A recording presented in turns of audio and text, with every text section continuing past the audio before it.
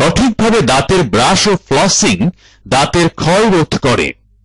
দাঁতের প্লাক এবং মুখের দুর্গন্ধ দূর করার জন্য খাবার পর অবশ্যই দাঁত ব্রাশ করতে হবে। এক্ষেত্রে নরম টুথব্রাশ ব্যবহার করা ভালো।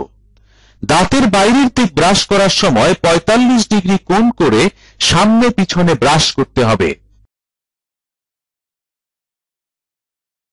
এরপর দাঁতের ভিতরের দিক ব্রাশ করতে হবে। এমনভাবে ব্রাশ করতে হবে যাতে খাদ্যের কোনো অংশ দাঁতের সাথে লেগে না থাকে। দাঁতের চিবানোর দিক ব্রাশ করার সময় সামনে পিছনে ভালো করে ব্রাশ করতে হবে।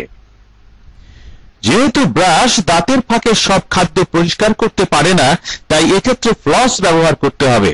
ফ্লস হলো এক বিশেষ ধরনের চ্যাপ্টা সুতা যা খুব সহজেই দাঁতের ফাঁকের খাদ্যকণা বের করে আনতে পারে। 18 ইঞ্চি ফ্লস নিয়ে তা হাতের মধ্যের আঙ্গুলে বাঁধতে হবে। এরপর ফ্লস দুই দাঁতের মধ্যে ঢোকাতে হবে। ফ্লস দাঁতের ফাঁকে ঢুকিয়ে বাঁকা করে ঘষে খাদ্যের সব কণাগুলো বের করে আনতে হবে। এভাবে একটা একটা করে দাঁত পরিষ্কার করতে হবে।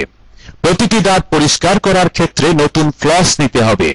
কখনো ফ্লস ব্যবহার করার সময় বেশি রক্ত বের হলে ডাক্তারের সাথে আলাপ করতে হবে।